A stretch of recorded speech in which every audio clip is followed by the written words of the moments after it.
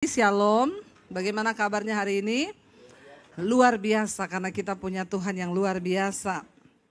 Iya, masih dalam tema hidup berfokus kepada Yesus. Ya, saudara, dan subtema hari ini adalah carilah dahulu kerajaan Allah dan kebenarannya, maka semua akan ditambahkan kepada kita. Ketika kita belajar hidup berfokus pada Tuhan, maka akan ada banyak hal yang akan membuat kita gagal fokus. Iya Pak, iya. Ya, di dalam hidup ini banyak yang akan membuat kita gagal fokus dari Tuhan. Tapi biarlah kita menetapkan fokus kita tahun ini, terutama aku ingin menyenangkan Tuhan saja. Matius pasal yang ke-6 ayat yang ke-33 firman Tuhan. Ini adalah ayat tema yang diberikan kepada saya. Ya, Matius 6 ayat 33 ini semua adalah ayat hafalan kita saudara ya. Firman Tuhan berkata di sana, baca bersama 1, 2, 3. Tetapi carilah dahulu kerajaan Allah dan kebenarannya, maka semua itu akan ditambahkan kepadamu. Carilah dahulu kerajaan Allah dan kebenarannya, maka semuanya itu akan ditambahkannya kepadamu. Ya, kerajaan Allah dan kebenarannya. Kerajaan Allah itu harus dicari. Alkitab berkata, perumpamaan di dalam firman Tuhan. Yesus memberitakan sebuah perumpamaan. Orang yang menemukan kerajaan Allah itu diumpamakan seperti seorang yang sedang menggali tanah. Lalu dia menemukan harta karun yang begitu berharga. Tidak ada yang tahu dia menemukan harta karun itu. Lalu Alkitab berkata dia pendamkan lagi harta itu, lalu dia tanam kembali. Dan dia tahu di situ ada harta karun yang berharga. Dia pulang, dia jual semua miliknya untuk membeli sebidang tanah yang dia tahu ada harta karun itu di dalamnya. Semua orang akan berkata, gila ya, masa dia jual semua yang dia punya untuk mendapatkan sebidang tanah yang kelihatannya gak ada apa-apanya. Artinya apa saudara? Di dalam kita mencari kerajaan Allah itu memang ada harga yang harus dibayar. Tetapi kita percaya bahwa kerajaan Allah itu nilainya lebih berharga dari segala harta duniawi yang kita miliki. Katakan amin. Gak ada yang lebih berharga. Makanya Yesus berkata, carilah dahulu kerajaan Allah dan kebenarannya, maka semuanya itu akan ditambahkannya kepadamu. Apa yang akan ditambahkan kepada kita? Kalau kita sudah mendapatkan kerajaan Allah dan kebenaran itu, apa yang akan ditambahkan? Saudara, kalau kita melihat dari satu perikop di pasal 6 ini Matius ya, mulai dari 25 sampai 33 ini satu perikop, hal kekhawatiran judulnya.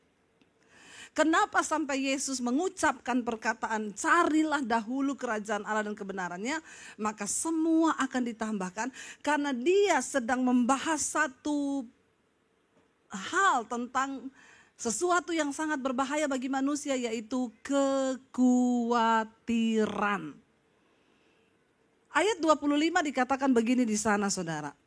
Ya, Injil Matius pasal 6 ayat 25.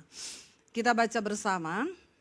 Karena itu aku berkata kepadamu, janganlah khawatir akan hidupmu, akan apa yang hendak kamu makan atau minum, dan janganlah khawatir pula akan tubuhmu, akan apa yang hendak kamu pakai.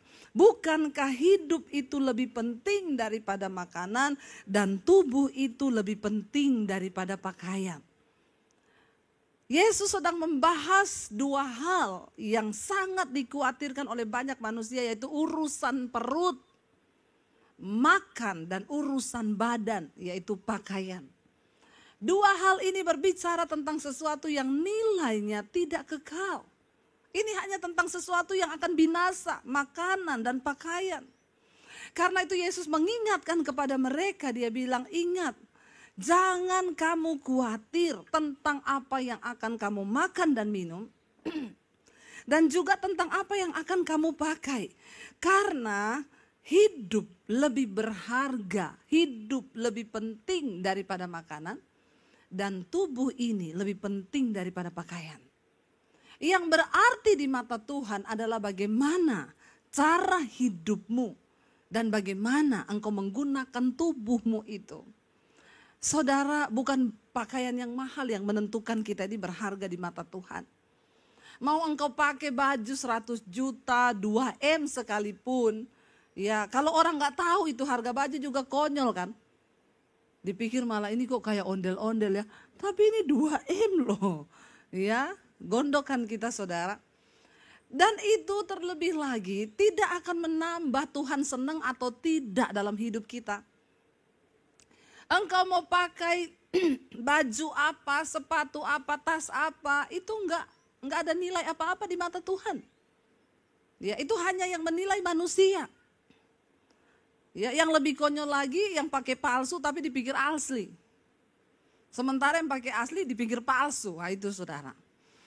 Yang sangat menentukan di hadapan Tuhan adalah tubuh daripada apa yang kau pakai. Engkau mau pakai barang mahal tapi dapatnya dari hasil jual diri, jadi simpenan. Buat apa pakai barang mahal? Yesus bilang kamu peroleh segala dunia dan isinya tapi kamu kehilangan nyawamu. Hanya karena hal-hal seperti itu banyak orang menjual kehormatannya, menjual kekudusannya sehingga dia kehilangan perkenanan Tuhan. Yesus sedang membahas sesuatu yang sering kali membuat orang akhirnya gagal fokus dari Tuhan. Kekhawatiran akan membuat manusia kehilangan fokusnya daripada Allah dan beralih kepada mamon. Kalau kita lihat di ayat atasnya, Yesus sedang membahas tentang mengumpulkan harta, ya. Itu pasal yang sebelumnya di atas saudara. Yesus sedang membahas hal mengumpulkan harta. Dia bilang, jangan kumpul harta di bumi, ngengat dan karat akan memakannya. Tapi kumpulkanlah bagimu harta di sorga. Karena itu tidak akan pernah dimakan oleh ngengat dan karat. Banyak orang di hadapan manusia terlihat kaya, tapi dia miskin di hadapan Tuhan. Tapi banyak orang yang kelihatan pas-pasan, tapi dia berkenan dan dia kaya di hadapan Allah. Kenapa? Karena dia tidak fokus mencari uang saja. Hidup ini bukan cuma soal tentang uang. Kenapa Yesus melarang kita khawatir? Karena kekhawatiran akan membelokkan fokusmu dari Tuhan kepada hal-hal yang membawa kita kepada dosa. Sehingga orang bisa mencari uang dengan menghalalkan segala cara. Ya, menjual sesuatu yang berdosa, menghalalkan segala cara, jadi simpenan, hidup dalam kenajisan, dan lain sebagainya. Cuma karena kita nih pengen makan enak dan pakai baju yang mahal. Karena itu Yesus bilang gak usah kamu khawatir. Saya gak pernah khawatir apa yang saya pakai. Ya, apa yang akan saya makan. Ya, kita tahu bahwa Bapa itu tahu kita memerlukan semua itu. Saya sampaikan tadi, makan tempe sama sambal dengan ucapan syukur itu lebih berarti di hadapan Tuhan. Lebih berkenan walaupun engkau cuma makan sambal, telur mata sapi dan bilang Tuhan terima kasih buat berkat-berkat-Mu atas hidupku. Ketimbang engkau makan all you can eat, semua engkau bisa makan daging, engkau bayar mahal tapi tanpa ucapan syukur disertai dengan berantem, pertikaian. Itu sesuatu yang mendatangkan murka Tuhan. Mari kita sadari, ya, betapa sering kali kita melupakan hal ini. Makanya Yesus bilang, hidupmu itu lebih penting daripada makananmu. Jangan cuma sibuk mikirin, kalau sekarang saya yakin di sini nggak ada yang khawatir tentang makanan, malah abis ini bingung. Mau makan apa kita ya abis ini, 1000 rasa, 100 rasa, 200 rasa. Semua ada di sini. Ya, saya yakin saudara, tapi ingat bukan makananmu yang menentukan engkau berkenan sama Tuhan atau tidak. Dan jangan hanya karena urusan perut. Artinya apa? Sesuatu yang tidak kekal itu loh. Seringkali yang kita pikirin dan akhirnya membuat kita ini jauh dari Tuhan. Ya, saudara, ketika orang itu khawatir, ya maka dia tidak percaya lagi kepada Allah. Dan orang yang khawatir itu cenderung tamak. Makanya di dalam Matius 6 ayat 24 yang di atasnya sebelum Yesus membahas tentang ini, dia membahas tentang mengumpulkan harta. Ayat 24 Yesus berkata begini, baca sama-sama. Tak seorang pun dapat mengabdi kepada dua tuan. Karena jika demikian ia akan membenci yang seorang dan mengasihi yang lain. Atau ia akan setia kepada yang seorang dan tidak mengindahkan yang lain.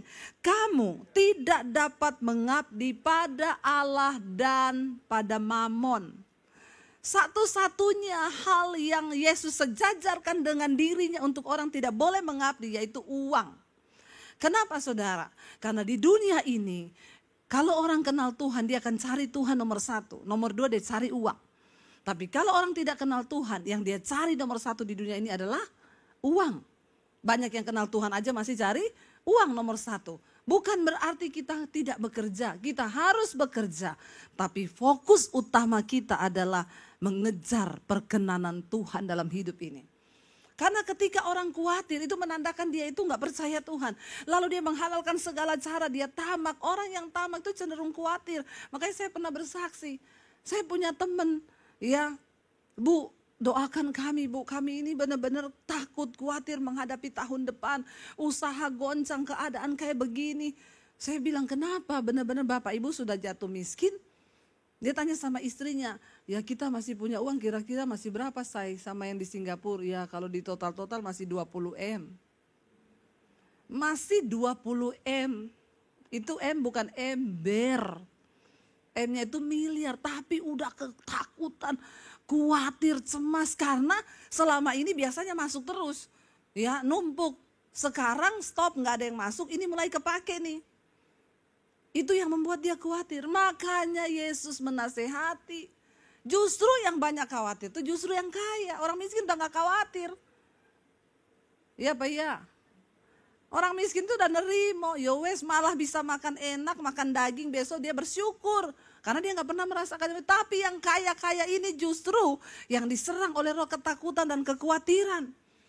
Kenapa? Aduh takut ya nanti, padahal uangnya masih 20 M. Saya udah mau pinjemin dia 1 juta loh waktu itu.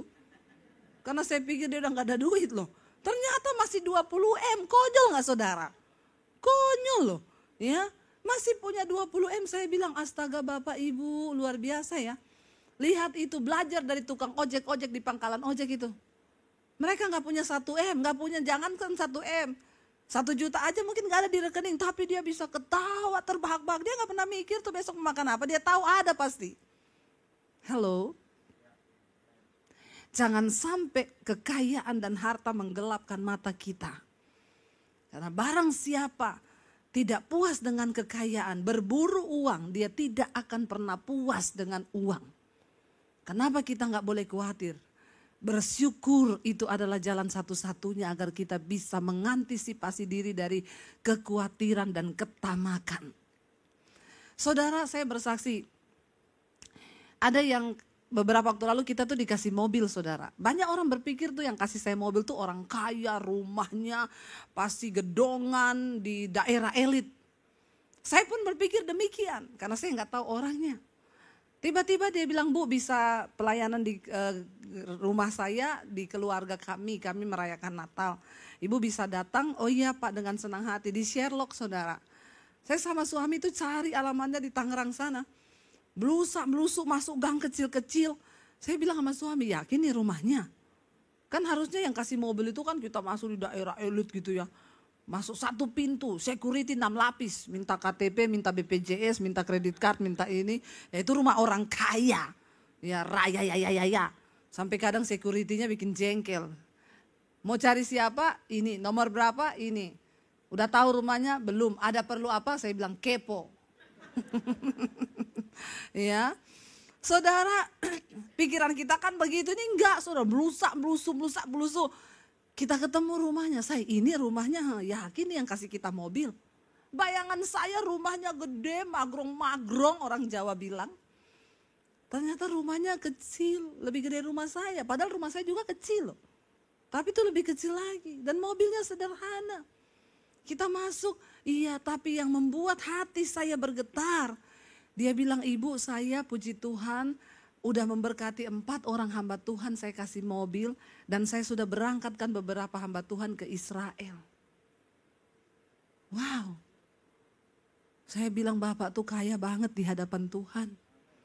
Karena banyak orang kaya di luar, tas 1 M. Besok ganti lagi yang 2 M, kalau bisa ada yang M. Tapi suruh menabur, pret. Maaf saudara.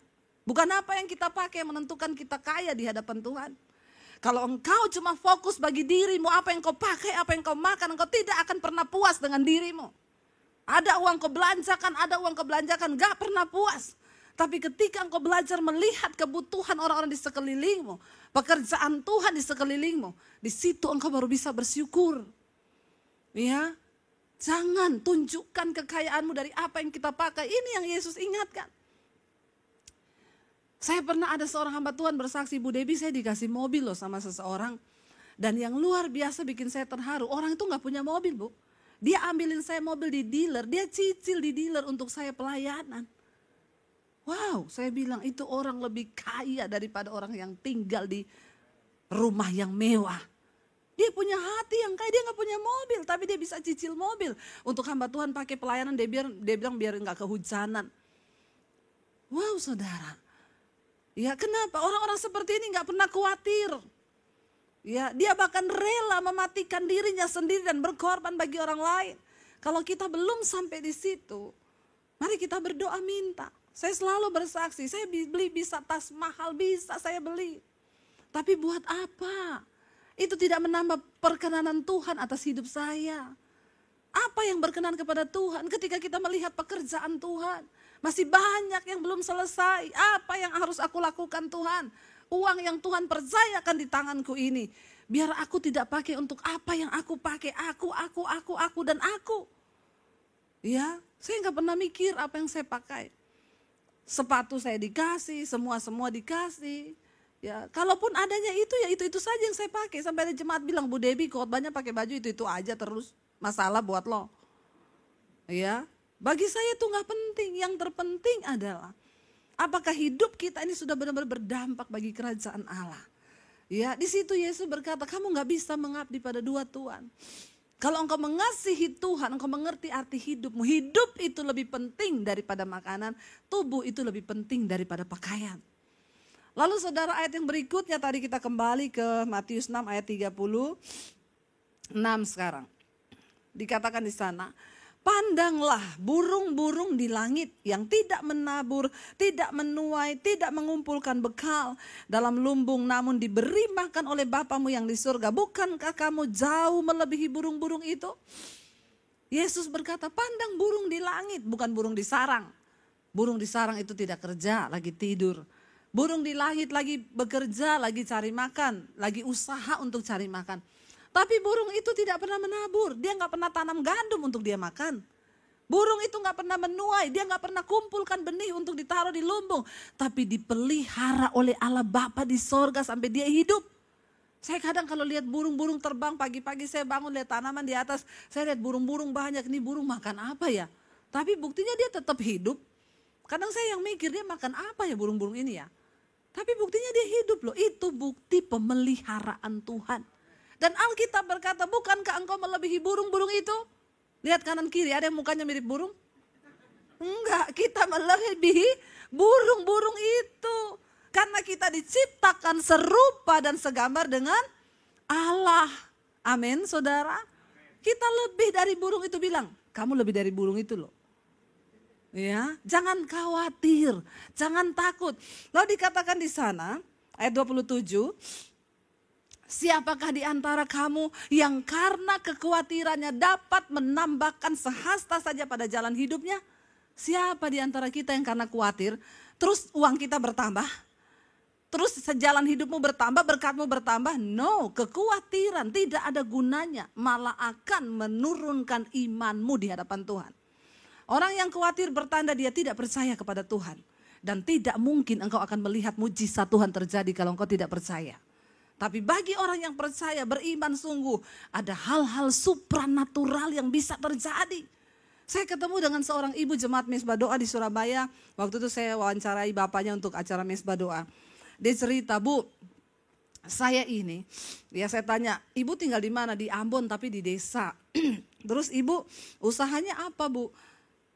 Saya punya pom bensin sama pelabuhan. Wih, dahsyat ya, ibunya masih muda saudara, lebih muda dari saya. Emang saya muda? Saya udah tua ya, berasa muda saya. Masih 30-an dia. Terus waktu ketemu saya tanya, ibu waktu itu buka pom bensin pasti dananya gede dong. Ya siapa yang gak tahu buka pom bensin kan pasti dana gede. Enggak Bu, semua karena anugerah Tuhan. Orang itu kalau tidak tamak, tidak khawatir, hidup berdampak bagi banyak orang, Tuhan bukakan jalan-jalan yang gak pernah kita pikirkan. Dia bilang tadinya saya itu cuma karena saya beli bensin di kampung saya itu antri kayak ular. Sampai di sana harganya mahalnya minta ampun Bu. Lalu saya bilang sama Tuhan gini, Tuhan, ya kalau Tuhan izinkan aku tuh pengen memberkati kampungku ini Tuhan. Aku pengen buka pom bensin supaya rakyat di sini tidak susah bensin dan tidak mahal harganya. Lalu dia cerita ke ibu pendetanya. Dia bilang saya tuh gini-gini Bu, doakan ya. Ibu pendetanya bilang, saya kenal kepala Pertaminanya. Ayo saya ajak ketemuan, ngobrol-ngobrol aja dulu. Ya udah mereka dengan pede pergi ke kantor Pertamina. Sampai di situ ngetok pagar, dibukain security. Iya selamat siang, mau ketemu siapa? Mau ketemu kepala kantor Pertamina. Sudah ada janji? Belum. Terus ibu pendeta bilang, saya kenal kok kepala Pertaminanya Bapak ini kan. Securitynya bilang, sudah diganti lama Bu. Sekarang sudah Bapak, bukan Bapak itu kepalanya. Oh bukan Bapak itu lagi, bukan. Yang dulu orang Kristen, sekarang bukan orang Kristen. Terus ya tapi kita mau ketemu boleh nggak? Ya boleh, tunggu saya tanya dulu ya kalau dia mau ditemui. Ditanya nggak lama balik, iya boleh masuk, silakan masuk. Mereka masuk, sampai di ruangan dia bilang, Pak saya ini punya kerinduan buka pom bensin di desa saya. Kenapa ibu punya kerinduan seperti itu? Niatnya apa? Ya supaya orang di kampung itu nggak beli bensin ketinggian dan nggak usah dia antri kayak ular. Di mana daerahnya ibu? Di daerah sini. Dia lihat peta, sorry Bu, di situ sudah ada beberapa titik yang akan dibuka dan sudah dimenangkan tendernya oleh pengusaha. Oh ya udah kalau gitu, berarti nggak bisa ya nggak bisa. Ya udah kita pamit ya Pak. Dia udah mau pulang saudara. Tiba-tiba di ruangan itu ada peta daerah Ambon itu. Lalu bapaknya bilang kalau ibu punya tanah di daerah sini nih bisa, karena daerah sini itu masih kosong. Di mana Pak itu daerah ini nih digedein? Oh ada Bu, suami saya punya tanah di situ. Oh coba nanti kapan ibu ada waktu kami survei. Pak biayanya berapa? Enggak ada biaya, pokoknya ibu datang aja di daerah kita ketemu nanti kita lihat. Disurveilah dari Pertamina saudara. Dan dia kaget, akhirnya kepala Pertamina bilang, oke Bu nanti dibuka di sini pom bensin. Ibu siapkan semuanya. Saya enggak ada uang nih. Terus ya coba aja ibu tembusi bank. Siapa tahu di bank bisa ibu nego atau bagaimana lah. Dia percaya kalau itu rencana Tuhan pasti terjadi. Dia iseng ke bank saudara. Dia cerita saya mau buka pom bensin ini. Ya udah saya gadein tanah ini untuk dapat pinjaman dari bank. Dari bank keluar uangnya. Tiba-tiba dipersiapkan semuanya, terbangunlah pom bensin tanpa pakai uang pelicin 1 sen pun. Akhirnya jadi pom bensin itu. Lancar di situ, ditawari lagi, ibu mau buka satu lagi ya di daerah sini. Oke, karena dia sudah punya pengalaman pertama, dia diberkati Tuhan, lalu buka lagi di satu daerah. Kebetulan ketemu sama kepala Pertamina yang tidak pakai pelicin dan lain sebagainya. Dan akhirnya dia bilang, saya juga lagi mau buka pelabuhan karena saya mau bisnis ekspor, bisnis ya impor untuk di kota Ambon tuh biar barang-barang murah. Dia buka pelabuhan untuk kontainer. Di daerah itu pun dia buka pom bensin lagi. Dan sekarang dia diberkati Tuhan luar biasa dan hidupnya menjadi berkat bagi banyak orang. Saudara, kenapa engkau tidak perlu khawatir? Karena waktu engkau percaya Tuhan punya banyak hal-hal supranatural yang bisa dia lakukan di luar logikamu sebagai manusia. Sebab Tuhan itu hidup. Makanya dia berkata, aku siapkan kalau engkau mencari kerajaan Allah dan kebenarannya. Semua itu aku tambahkan kepadamu, itu bonus. Dan cara Tuhan memberkati kita tuh aneh-aneh. Asal hati kita nih cari Tuhan dulu dan kebenarannya. Amin. Ya belum benar sudah pengen kaya, waktu kaya lupa diri. Ya malah aneh-aneh hidupnya. Tapi ketika kita sudah cari kerajaan Allah, kebenaran yang memenuhi kita, bagi Tuhan memberkati kita tuh mudah karena kita siap. Dan hidup kita bukan untuk kita lagi, tapi untuk kepentingan Tuhan. Lalu dikatakan di sana, kita cepat saja karena waktunya sudah mau habis. Ya. Ayat yang ke-28. Dan mengapa kamu khawatir akan pakaian? Perhatikanlah bunga bakung di ladang yang tumbuh tanpa bekerja, tanpa memintal. Namun aku berkata kepadamu, Salomo dalam segala kemegahannya, kekayaannya, dia raja terkaya di Israel. Dia tidak berpakaian seindah salah satu dari bunga itu. Bunga bakung gak jahit baju. Tapi Tuhan mendandaninya begitu rupa sehingga dia cantik. Saudara, ketika Tuhan mendandani manusia batinia, hidupmu menjadi berkat bagi banyak orang. Dan itu yang luar biasa, bukan soal penampilan di luarmu. Jadi katakan di sana ayat 30. Jadi jika demikian Allah mendandani rumput di ladang yang hari ini ada dan besok dibuang ke dalam api, tidakkah Ia akan terlebih lagi mendandani kamu, hai orang-orang yang kurang percaya?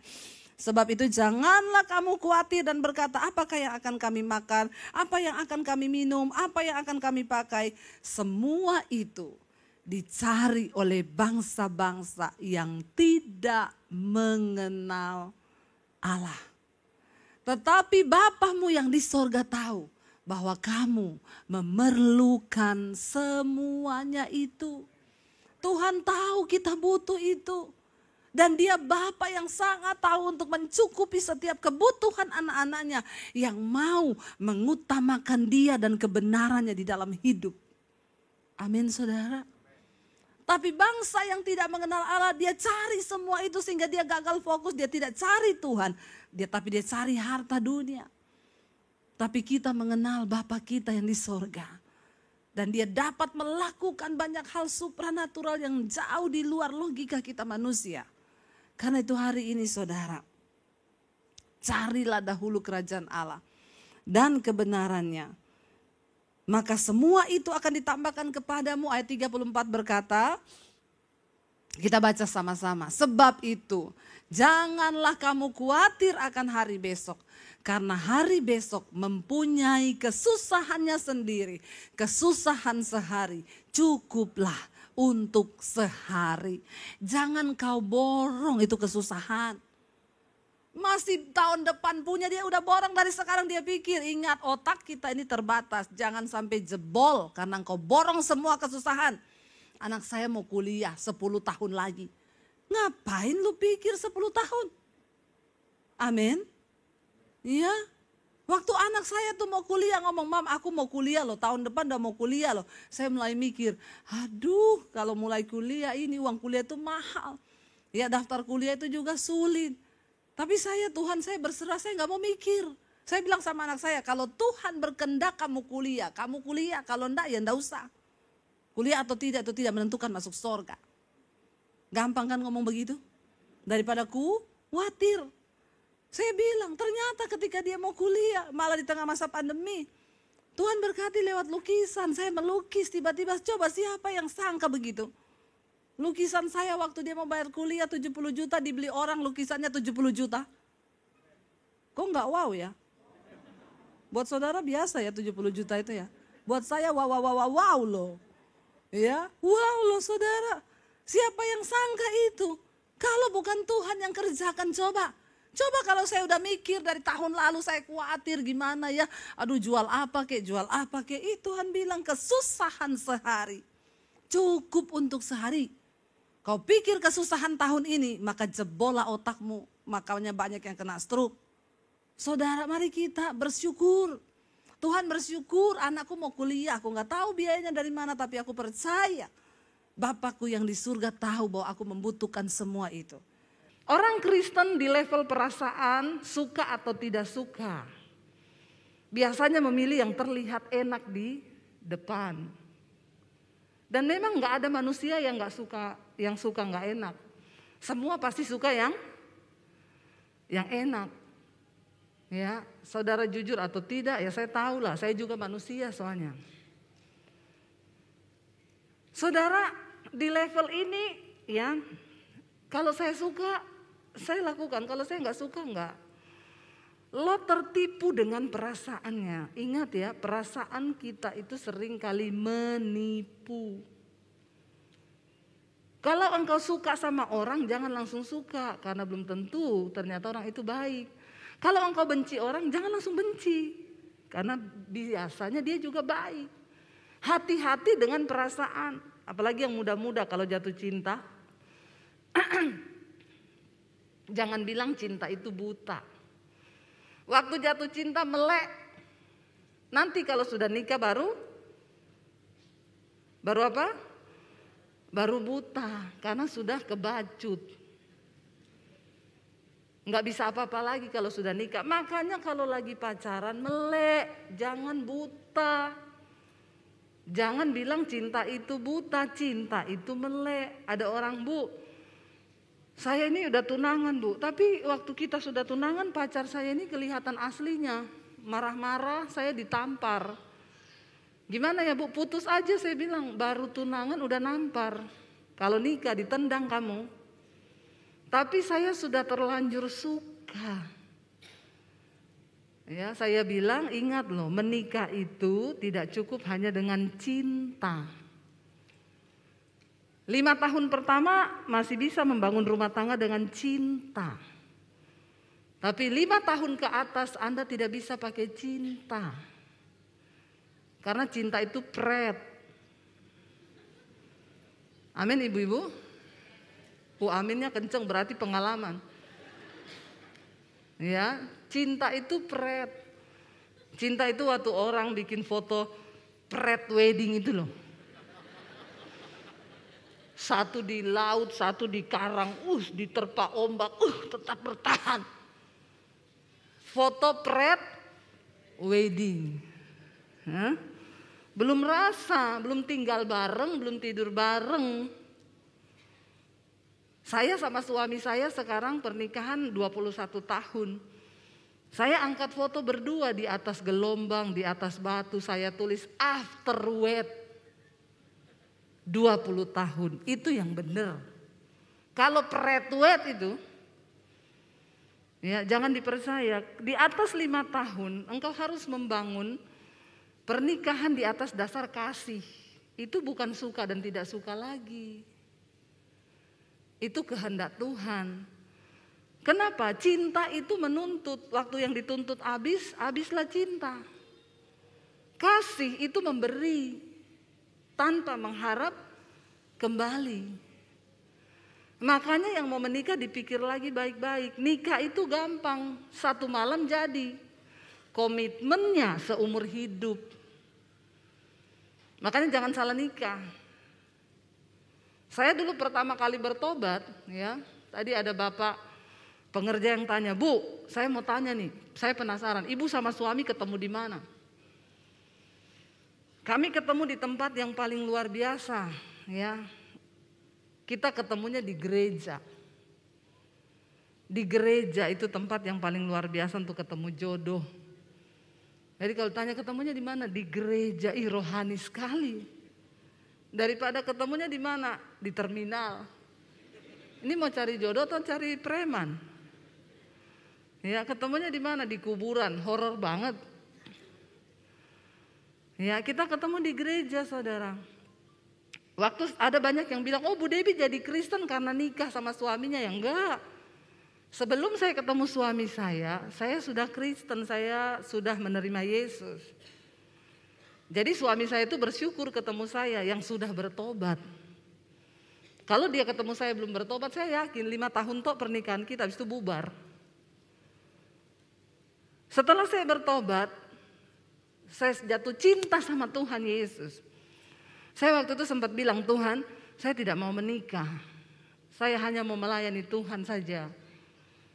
Tapi saya mendengar suara Tuhan berkata, kamu terlalu cantik untuk tidak menikah. Masalah buat lo. Lalu saya bilang, oke Tuhan, kalau saya harus menikah, siapa jodoh saya? Lalu saya bertemu dengan suami saya waktu saya pelayanan di Solo. Dari Sulawesi saya ke Solo. Saya terus berdoa, saya percaya kehendak Tuhan itu pasti yang terbaik. Saya nggak usah cari-cari.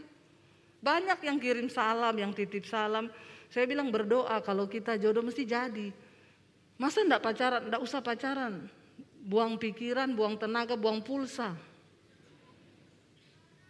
Kalau engkau ekstrim percaya sama Tuhan, Tuhan tuh juga ekstrim sama saudara.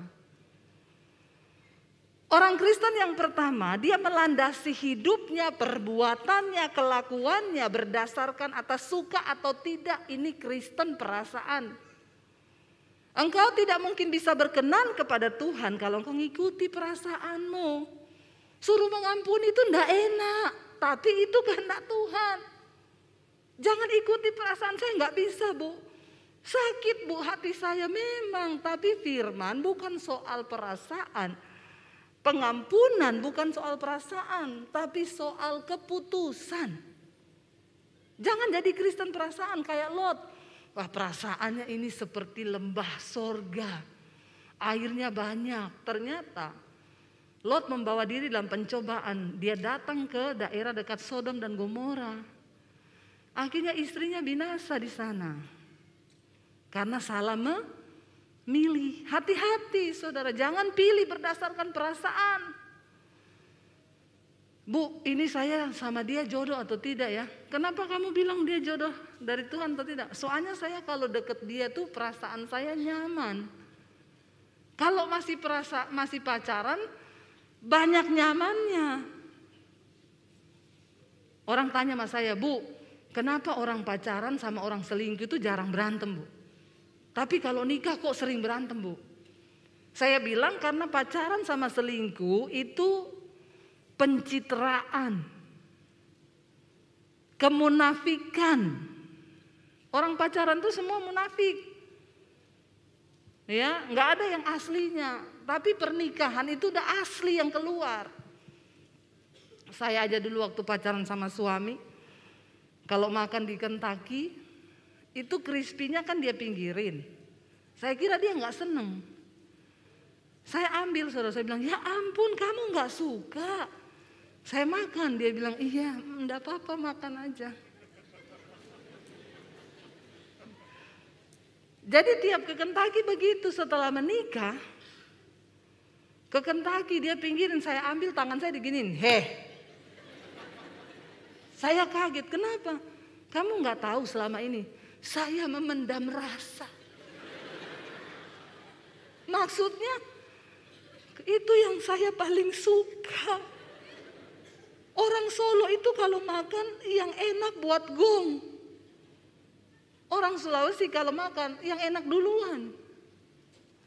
Tapi ketika menikah aslinya keluar. Ya itulah saudara. Harus bisa terima. Makanya ketika engkau memasuki pernikahan, bukan soal perasaan lagi. Bapak-bapak, jangan perasaan mencintai istrimu. Ketika menikah sudah pengorbanan. Itu soal kehendak Tuhan, melakukan firman, komitmen. Ya ibu-ibu juga begitu. Ketika menikah istrimu makin gendut, ya sudah terima saja. Yang pertama Kristen perasaan suka atau tidak. Kalau saya nggak suka saya nggak lakukan. Kalau saya suka saya lakukan. Tetapi itu bisa mencelakakan seperti Lot akhirnya binasa saudara istrinya. Yang kedua adalah Kristen logika. Ini masuk akal atau tidak ya? Tapi kalau saya lihat-lihat sih secara logika itu ya masuk akal sih. Kalau masuk akal saya mau lakukan, kalau enggak masuk akal enggak. Logika manusia itu sering kali bertentangan dengan firman Tuhan. Karena logika manusia itu terbatas. Tuhan itu tidak pernah terbatas. Contohnya di Alkitab siapa? Samuel. Ketika Samuel disuruh Tuhan, Tuhan berkata, aku sudah menolak Saul. Kamu pergi ke Bethlehem. Kamu ketemu dengan Isai karena ada salah satu orang anak Isai yang akan aku urapi menjadi raja. Kamu ketemu dengan Isai. Lalu Samuel ketemu dengan Isai. Dia bilang, Isai besok kita ketemu. Ajak anakmu yang laki-laki semua. Karena salah satu di antara mereka akan diurapi menjadi raja atas Israel. Ketika Samuel melihat anak Isai yang nomor 1 kakaknya Daud itu Eliab, perawakannya gagah, tinggi, ganteng, prajurit, terlatih. Langsung Samuel berpikir dalam hatinya, inilah dia, orang yang diurapi Tuhan sebagai raja atas Israel. Lalu Tuhan langsung berfirman, Samuel, aku sudah menolak dia. Jangan engkau melihat apa yang di depan mata, karena aku Tuhan yang melihat hati. Tapi menurut logikanya Samuel, ini orang yang paling tepat. Coba kita lihat bersama. Mari buka ayatnya 1 Samuel pasal yang ke-16. 1 Samuel pasal yang ke-16 mulai ayat yang ke-5.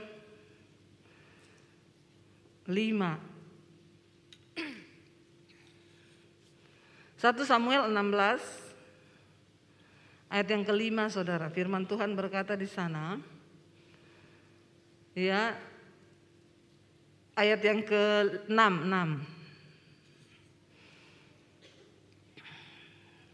Ayat yang ke-5 benar. Jawabnya, ya benar. Aku datang untuk mempersembahkan korban kepada Tuhan. Kuduskanlah dirimu dan datanglah dengan aku ke upacara pengorbanan ini. Kemudian ia menguduskan anak Isai dan anak-anaknya laki-laki dan mengundang mereka ke upacara pengorbanan itu. Ketika mereka itu masuk dan Samuel melihat Eliab, lalu pikirnya, sungguh di hadapan Tuhan sekarang berdiri yang diurapinya. Karena Eliab, kakak tertua Daud, ganteng, tinggi perawakannya, prajurit luar biasa. Secara logika ini orang yang akan diurapi Tuhan. Tetapi berfirmanlah Tuhan kepada Samuel, janganlah pandang parasnya atau perawakan yang tinggi, sebab aku telah menolaknya. Bukan yang dilihat manusia, yang dilihat Allah. Manusia melihat apa yang di depan mata, tetapi Tuhan melihat hati. Lalu Isai memanggil Abinadab dan menyuruhnya lewat di depan Samuel. Tetapi Samuel berkata, orang ini pun tidak dipilih Tuhan. Kemudian Isai menyuruh Syama lewat, tetapi Samuel berkata, orang ini pun tidak dipilih Tuhan. Demikianlah Isai menyuruh ke-7 anaknya lewat di depan Samuel. Tetapi Samuel berkata, Isai, semuanya ini tidak dipilih Tuhan. Samuel juga waktu itu pasti bingung. Ini Isai diundang sama anaknya semua laki-laki, datang. Tapi Isai tidak ajak Daud. Kenapa? Karena secara logika dan pandangan mata Daud tidak masuk hitungan. Kenapa? Daud bukan prajurit. Semua kakak-kakaknya prajurit.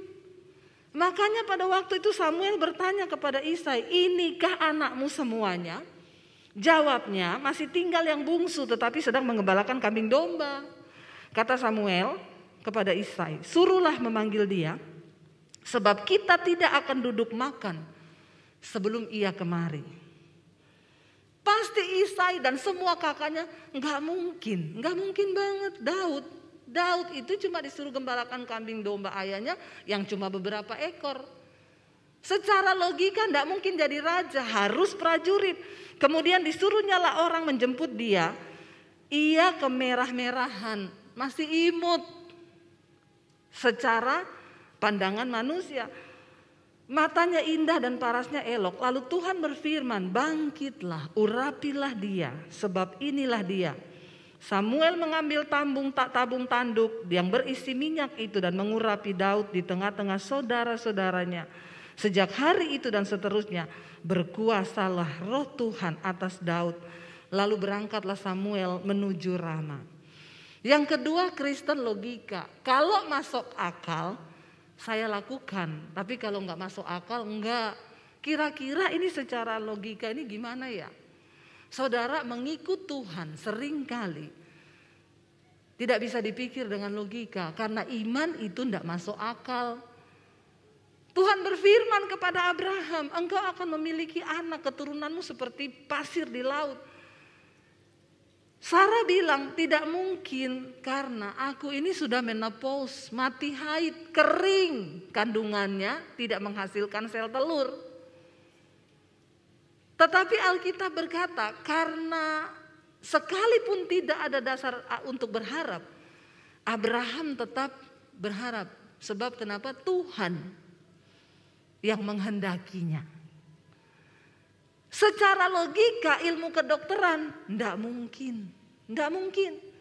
Saya mendengar banyak kesaksian orang-orang yang disembuhkan Tuhan.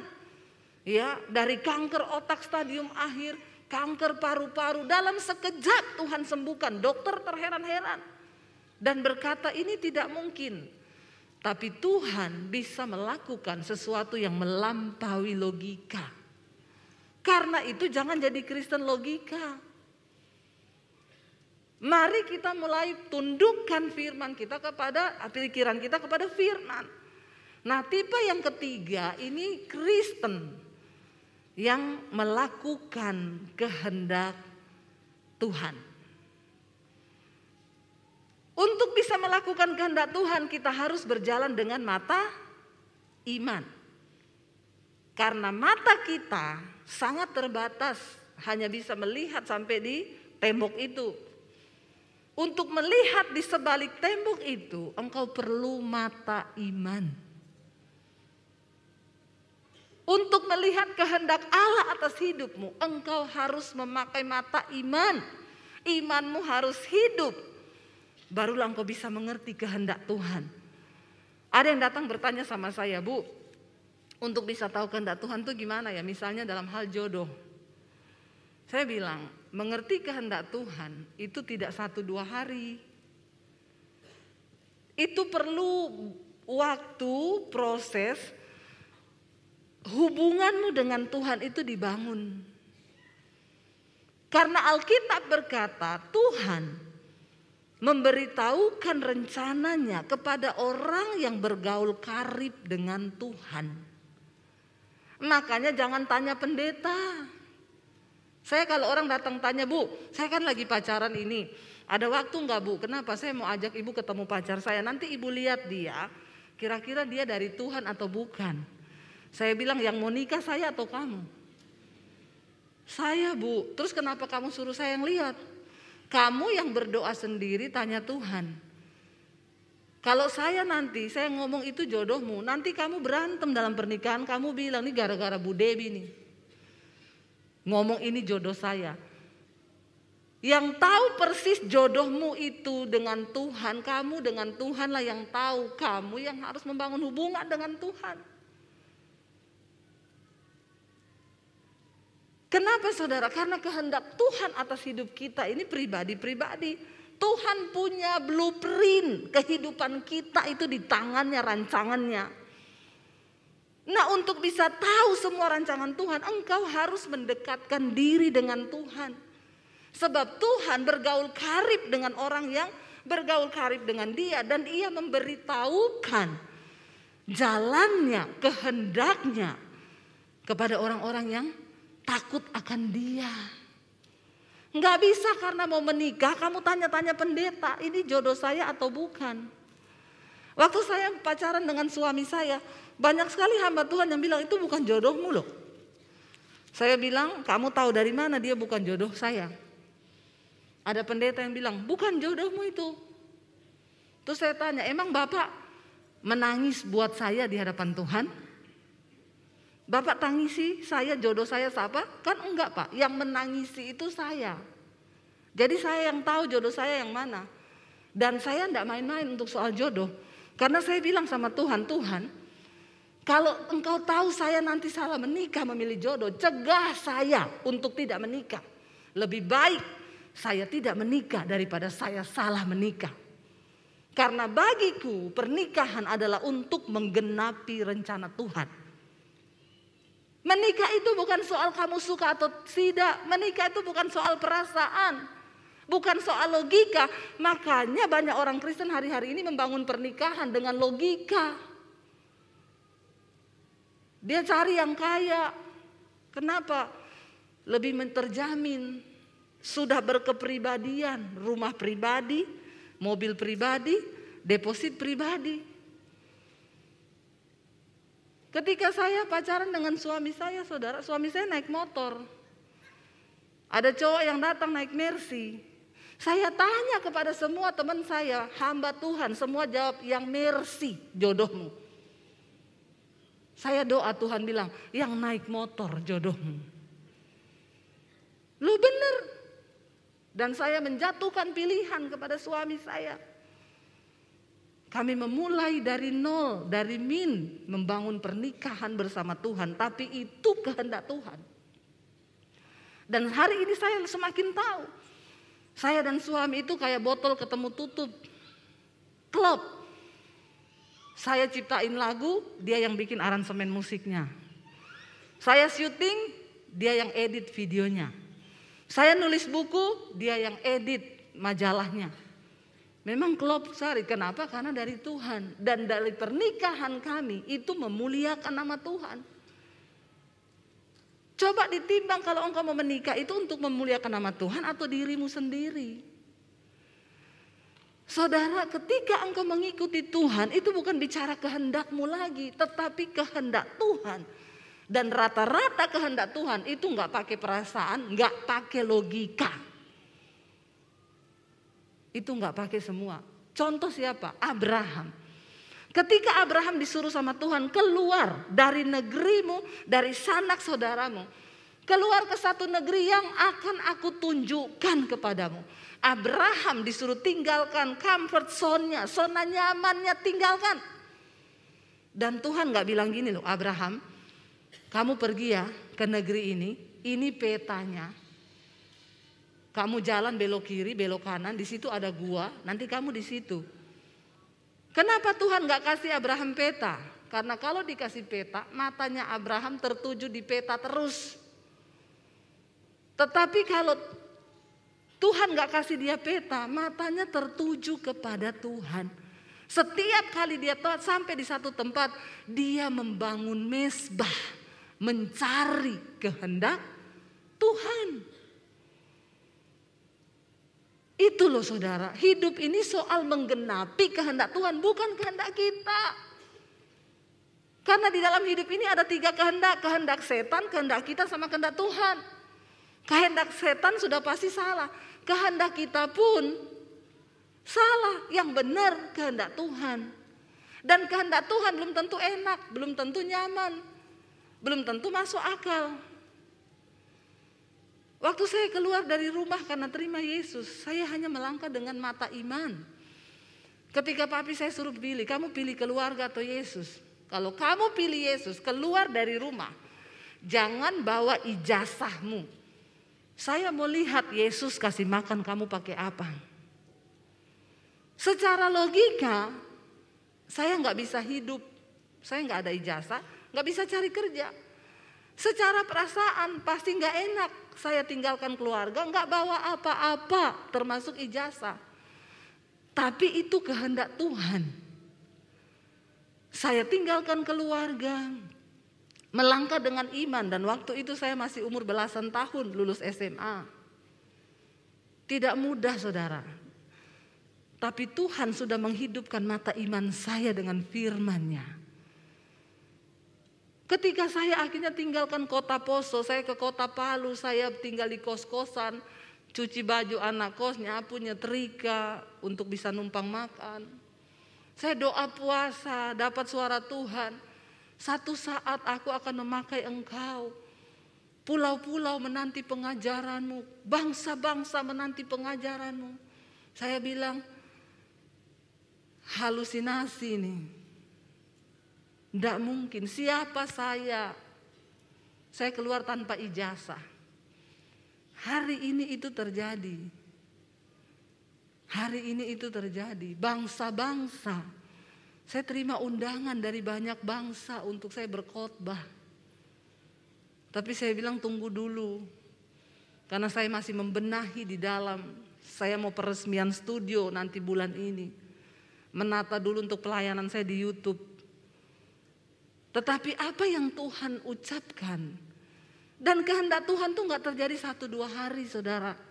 Dibutuhkan waktu yang lama. Yusuf Untuk menggenapi kehendak Tuhan dibutuhkan 13 tahun. Daud masih kemerah-merahan sudah diurapi. Apakah besok dia langsung jadi raja? Enggak, dibentuk dulu. Dihancurkan dagingnya. Supaya engkau sungguh-sungguh mendapatkan perkenanan Tuhan. Segala sesuatu itu ada harganya. Akhirnya saya melangkah bersama Tuhan, saudara. Memulai rumah tangga pernikahan kami semua berjalan dengan iman. Dari awal menikah, saya bilang sama suami, akhirnya kita yakin kita jodoh dari Tuhan, berdoa, ayo kita menikah. Saya bilang, saya tidak mau kamu minta uang keluargamu untuk nikah. Karena waktu itu bapaknya juga bangkrut, tidak ada uang. Dan saya bilang, saya pun tidak punya keluarga lagi. Tidak ada orang yang bisa membuatkan pesta untuk kita. Kalau terpaksa, bagi saya pernikahan yang terpenting itu pemberkatannya, bukan resepsi. Orang Kristen banyak pentingkan resepsi, sampai utang. Akhirnya dicicil untuk biaya resepsi. Begitu selesai pernikahan, pesta bubar dalam semalam. Habis uang miliaran, masuk dalam pernikahan, tinggal mikir cicilan. Maka hancurlah rumah tanggamu. Kalau engkau harus utang, tidak usah nikah. Bilang amin. Pernikahan yang terpenting itu pemberkatan. Saya bilang ke suami saya, kalau kita gak punya duit, kita nikah. Cukup pemberkatan di gereja. Pesan catering aja, undang teman-teman pengerja, yang penting mereka tahu dan ada saksi bahwa kita sudah menikah. Sekarang kan ada media, tinggal foto, upload di Facebook. Orang tahu kita sudah nikah, yang penting orang gak bilang kita kumpul kebo. Itu aja. Tapi orang sekarang jangan, gengsi. Prewed habis 200 juta untuk pretwed. Sewa make up artis, sewa baju, sewa fotografer. Saya suka ketawa kalau lihat orang pretwed. Saudara, kehendak Tuhan. Akhirnya kami memulai pernikahan. Kita berdoa, Tuhan, kita ini sudah yakin kita jodoh, kita mau menikah. Kalau Tuhan izinkan pesta, kita pesta, tapi saya tidak mau merepotkan keluarga manapun. Dan saya tidak mau utang. Tiba-tiba ada pengusaha, pengerja di gereja kita nanya, kalian berdua ini udah yakin jodoh? Oh, nikah aja. Iya, ini lagi berdoa. Udah urus semuanya, nanti saya yang bayar biayanya. Dia yang cari tempat, dia yang cari gedung, dia yang cari baju, dia yang cari semuanya, mereka suami istri yang nyari. Kita menikah di Solo layak banget, mobilnya aja suruh pilih Mercy atau BMW. Kita menikah, saudara, ditanggung semua biayanya. Setelah menikah kita hitung angpau. Saya tanya, Pak, habisnya berapa? Sekian. Itu angpau yang didapat persis dengan yang dia keluarkan. Jadi kita kembalikan semua ke dia. Saya bilang, Tuhan tidak pernah berhutang. Waktu engkau mau melakukan kehendak Tuhan, Tuhan tuh gak pernah kurang cara. Yang penting jangan ada daging yang bermain di dalamnya. Akhirnya kami menikah. Dari awal pernikahan sudah ada mujizat yang kita lihat, berjalan mengikuti kehendak Tuhan. Kita di Solo dipanggil Tuhan ke Jakarta, saudara, pindah. Baru beli rumah di Solo, dapat panggilan ke Jakarta. Berjalan lagi dengan iman. Melakukan kehendak Tuhan itu tidak mudah, tapi waktu kita setia, selalu ada berkat, saudara. Ketika kita mau melakukan kehendak Tuhan, bilang aja yes. Saya itu selalu bilang, Tuhan, waktu awal-awal 2020 kita udah mau buka gereja di Jakarta. Dari 2019 kita sudah berdoa. Tapi saya selalu bilang, Tuhan, cegah kami. Kalau buka gereja ini bukan kehendak-Mu, Tuhan tutup jalan. Banyak orang, banyak teman pengusaha, buka bu, saya support, dana ibu gak usah pikir, ibu cari gedung. Udah waktunya ibu jadi gembala. Kita bergumul, Tuhan ini dari Tuhan atau bukan. Saya cari gedung, kita cari gedung dapat, cocok sewanya. Bulan Februari awal 2020 sebelum pandemi, orang gedungnya gini, Bu jadi sewa? Jadi kapan Ibu transfer DP? Besok. Oke. DP di awal 80 juta ya Bu? Iya. Saya berdoa, Tuhan kalau ini bukan kehendak-Mu, tutup jalan dan stop. Karena Engkaulah yang mengerjakan di dalamku itu baik kemauan maupun keinginan. Teman-teman saya pendeta ngomong kurang beriman, pinter khotbah, giliran suruh buka gereja mikir. Saya bilang saya bukan mikir, aku mau melakukan hanya kehendak Tuhan. Melakukan sesuatu yang bukan kehendak Tuhan, buang pikiran, buang tenaga, stres sendiri saudara. Udah mau transfer besok paginya, saya berdoa lagi, Tuhan cegah aku Tuhan. Kalau ini bukan kehendak-Mu, jadilah kehendak-Mu atasku. Tiba-tiba terbersit satu kalimat, coba pindah jam. Saya tanya, Mas kalau saya pindah jam bisa enggak? Waduh Bu, kalau pindah jam atau pindah hari kita harus meeting lagi karena beda sewanya. Jam itu mempengaruhi. Jadi Ibu gak usah transfer dulu. Saya rapat dulu Bu sama pihak gedung. Ya udah saya tunggu kira-kira kapan. Nanti saya kabari ya. Dia gak ngabar-ngabari. Tiba-tiba lockdown. Gereja tutup semua gak bisa ibadah. Uang saya diluputkan Tuhan. Tuhan itu ajaib. Ya, jangan, saya bilang jangan ada keinginan daging sedikit pun Tuhan. Saya nggak mau. Kita beli rumah di Jakarta saudara. Ya, mengikut Tuhan itu luar biasa. Pandemi terjadi, semua jadwal cancel. Bu cancel dulu sampai kapan nggak tahu. Pokoknya sampai pandemi selesai. Saya bilang sama suami, kita hidup bagaimana ya? Nggak tahu. Yaudah, yang terburuk kita siap-siap. Jual rumah di Jakarta, kita pulang ke Solo. Bersyukur masih ada rumah yang masih bisa dijual. Tapi 2019 saya itu sudah dapat Tuhan tuh ngomong gini. 2020 aku akan memberikan kepadamu tuaian bangsa-bangsa. Dan bukan cuma tuaian bangsa-bangsa. Berkat bangsa-bangsa. Cepat siapkan wadah. Itu dari memasuki 2019. Saya nggak tahu wadah apa. Saya bilang ke suami saya, wadah apa ya? Nggak tahu. Saya cari, saya berdoa, Tuhan apa kehendak-Mu? Kayaknya terlalu berhalusinasi. Tuaian bangsa-bangsa, berkat bangsa-bangsa. Kita mikir tuaian di Jakarta aja udah berat, apalagi bangsa-bangsa. Akhirnya saya pelayanan ke Bali. Di satu kafe saya duduk sama mami saya lihat orang syuting di situ. Saya tanya, produsernya duduk samping meja saya. Ini lagi syuting apa? Kita mau bikin TV Bu. Di mana? Di YouTube. Bisa bikin TV di YouTube? Bisa Bu. Sekarang semua orang sudah beralih ke YouTube. Lintas budaya, lintas negara, lintas benua, lintas agama. Saya langsung tiba-tiba roh saya bangkit ini kali ya. Saya bilang, Mas berarti saya bisa ya? Dia langsung menatap saya dengan muka yang agak kurang enak. Dia bilang, semua juga orang bisa Bu. Ibu punya konten apa? Saya bilang biasa aja keles. Saya juga cuma tanya.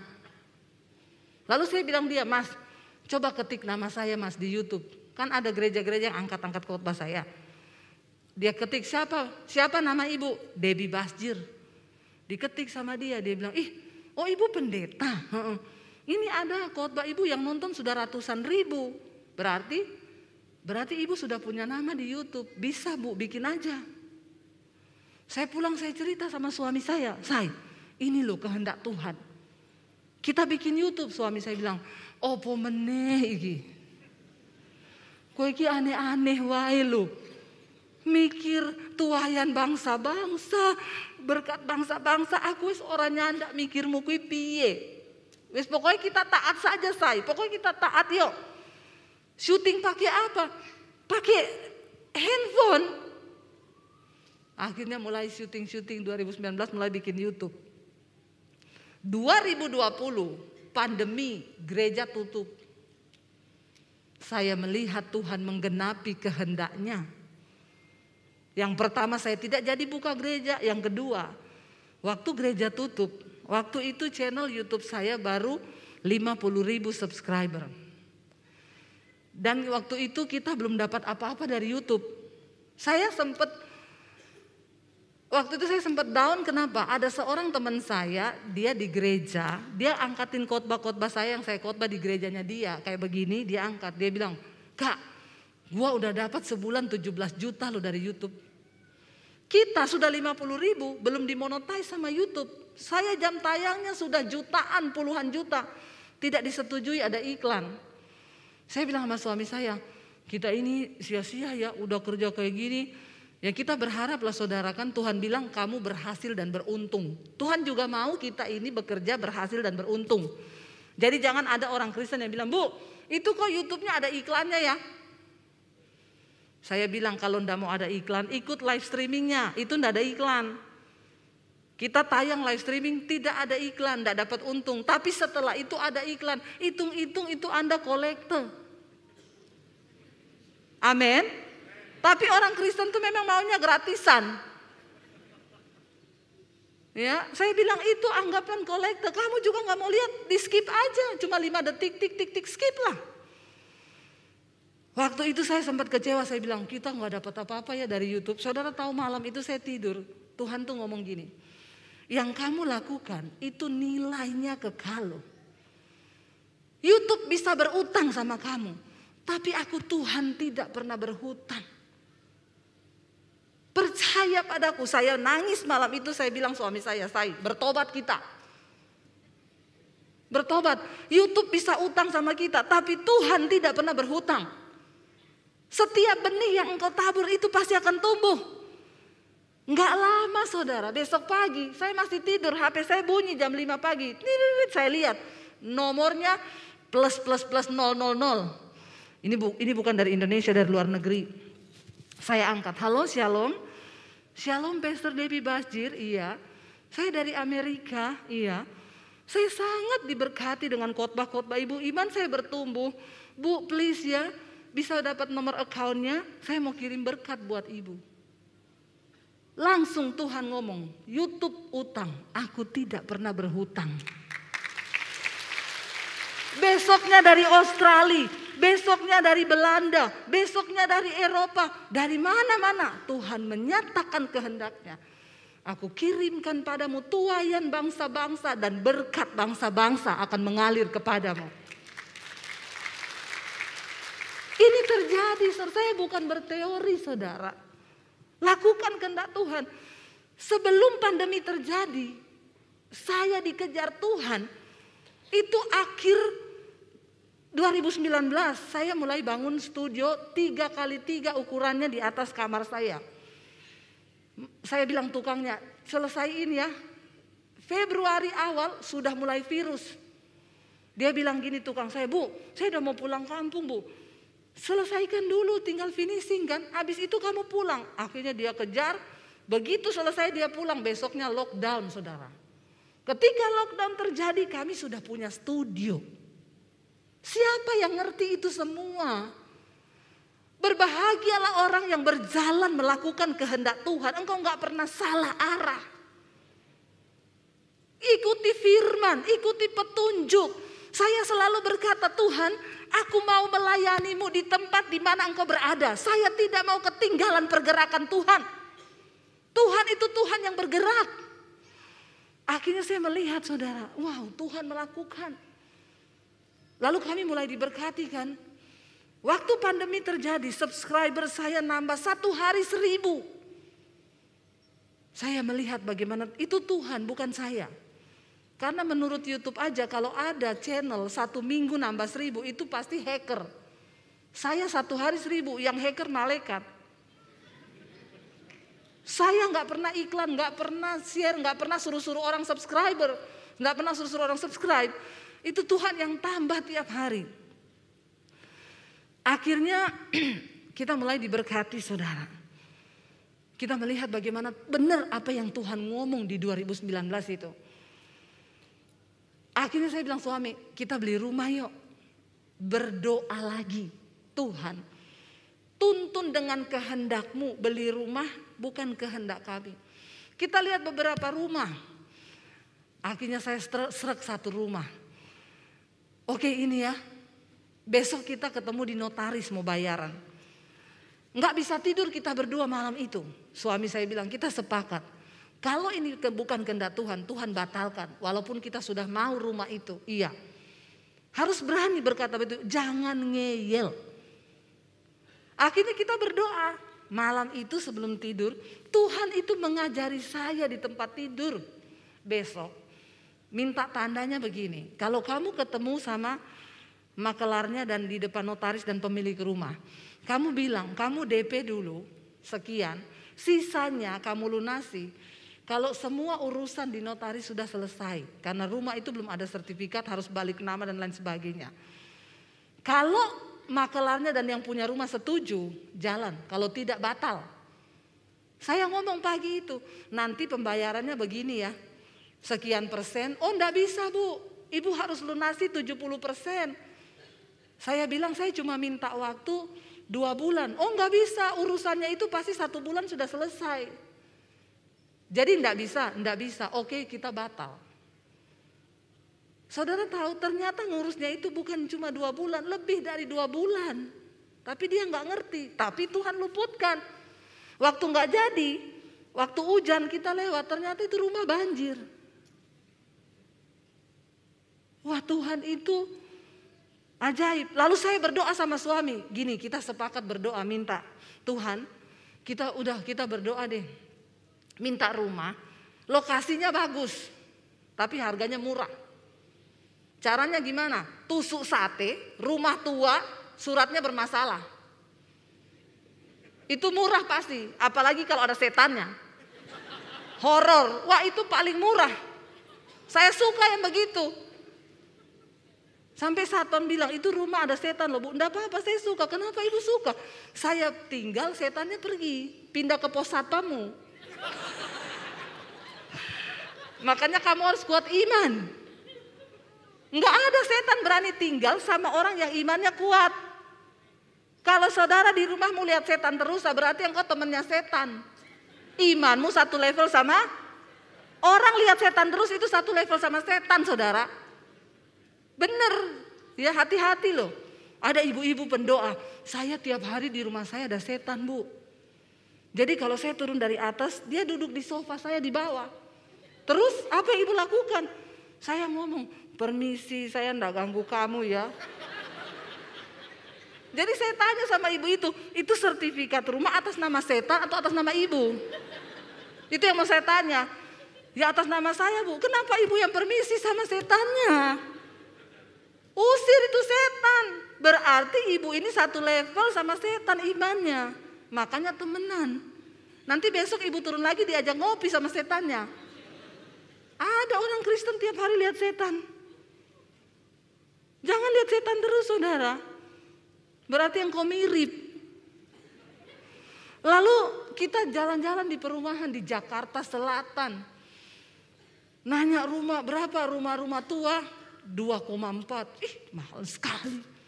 Rumah tua belum renovnya. Udah mau pulang, enggak ada yang murah. Ayo saya kita keluar. Lihat jalan tusuk sate. Di ujungnya ada rumah tua. Agak horor. Kita mendekati rumah itu, 2 rumah berdampingan. Cari-cari ini dijual atau enggak ya? Enggak ada tulisan. Udah mau pulang suami saya lihat. Jatuh di bawah tulisannya. Udah ketutup becek-becek. Tapi ada nomor HP-nya. Coba telepon aja. Telepon, Pak, rumahnya dijual. Iya Bu, jujur saja ya.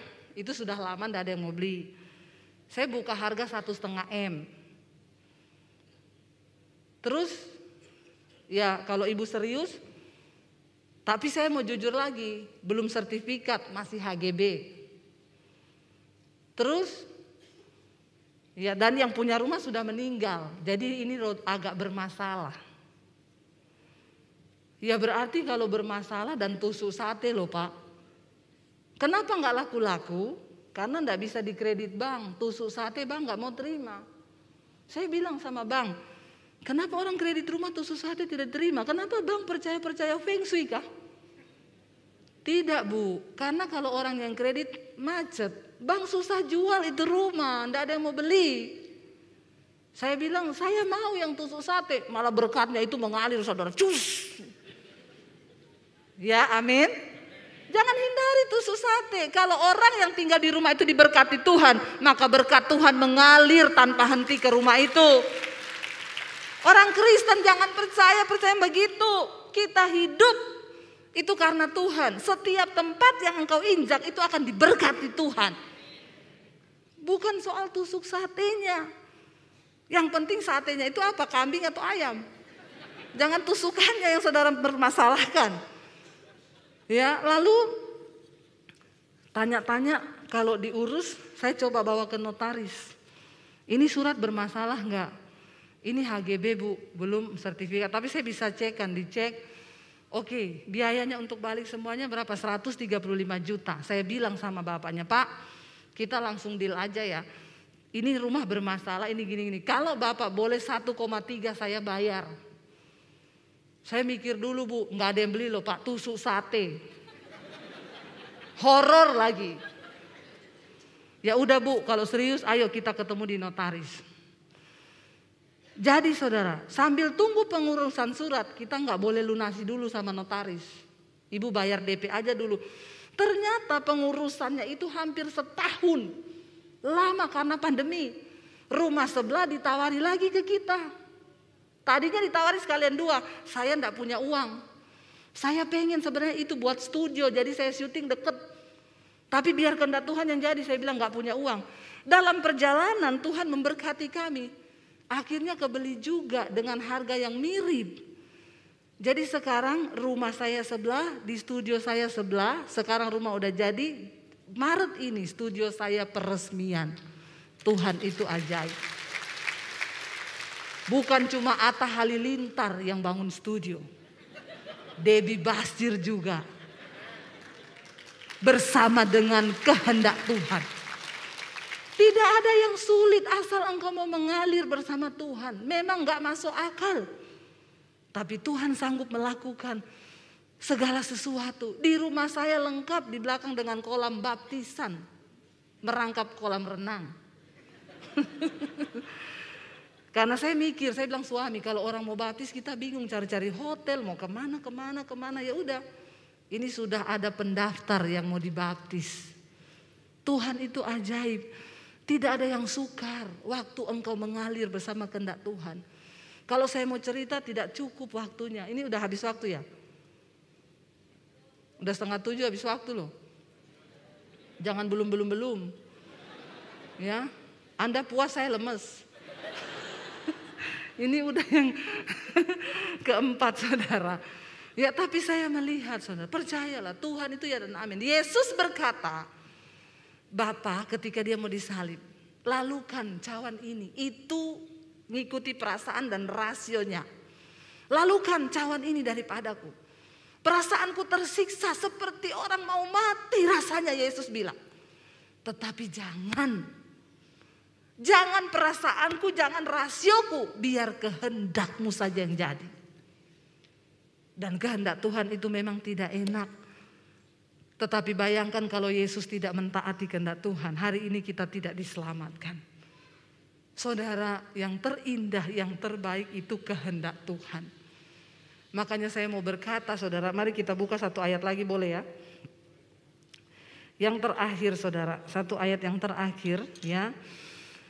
Untuk mengikuti Tuhan itu ya, kita perlu memiliki mata iman.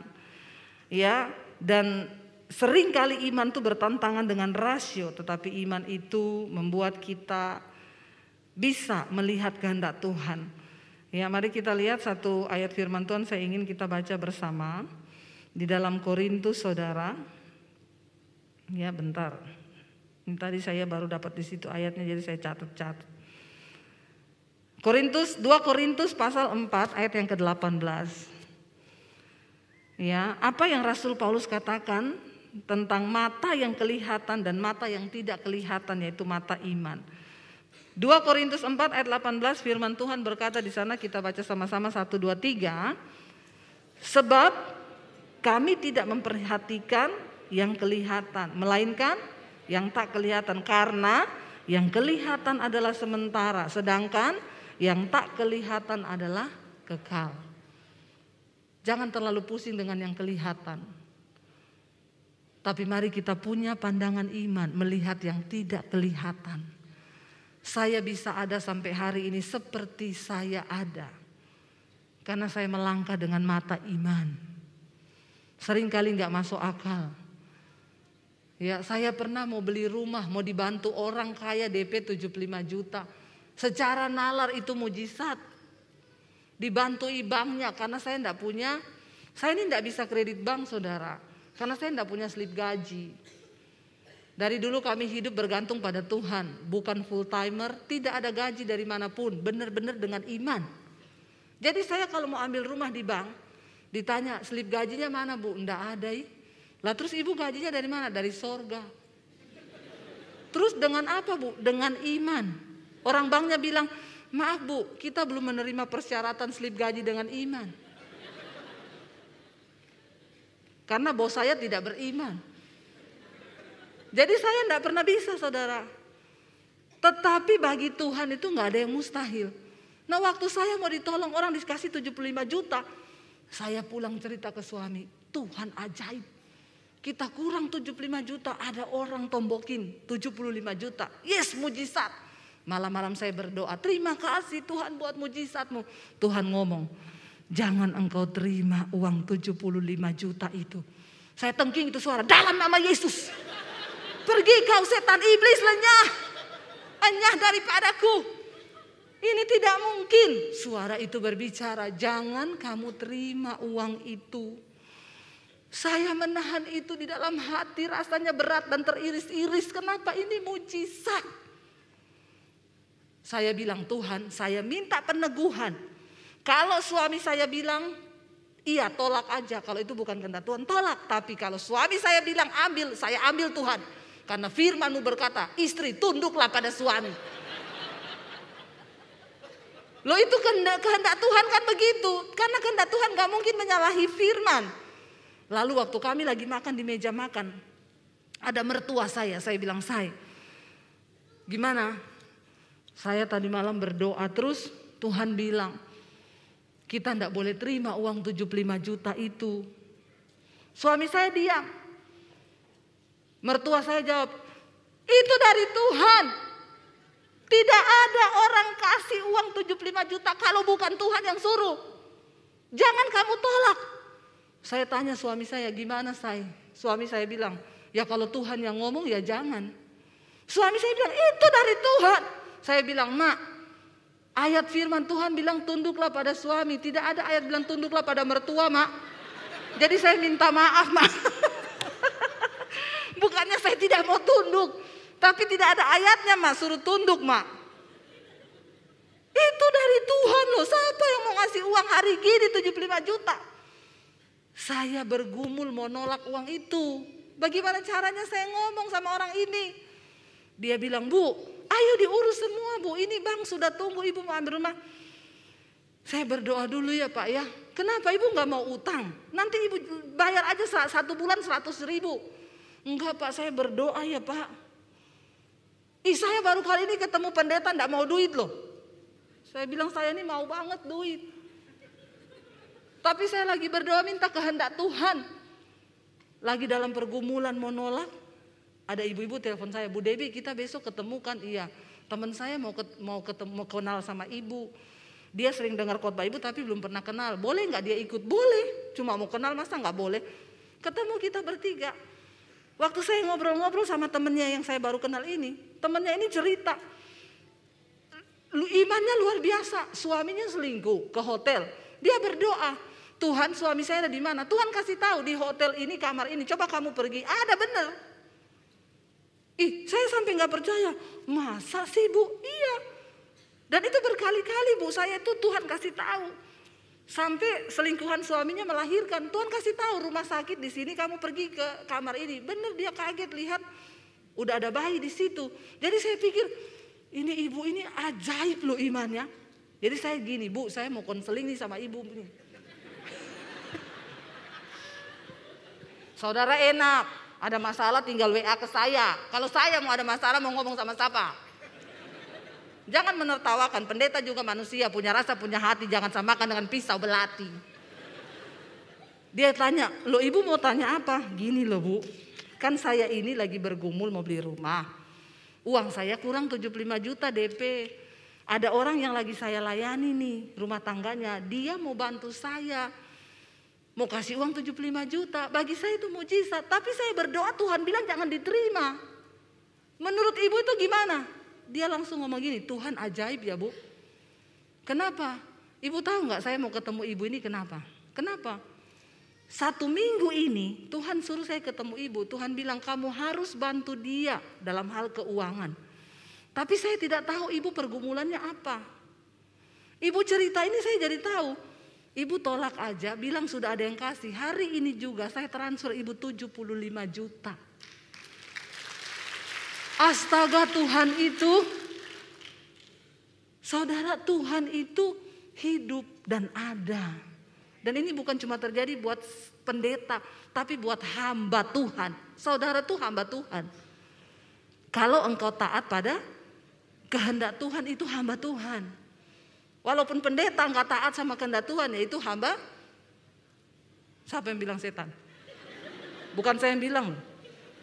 Ada jemaat ngomong. Ya iya, di dunia ini kan hanya ada 2, ya Tuhan dan setan. Jadi saudara, itu bisa terjadi. Saya mendengar banyak mujizat dari orang-orang yang mau taat pada kehendak Tuhan. Jadi ingat hari ini jangan pakai logika, saya undang para imam musik. Jangan pakai perasaan, ikut Tuhan. Nurut pada kehendak dan firman Tuhan. Kenapa? Karena Tuhan itu tidak pernah berdusta dengan janjinya.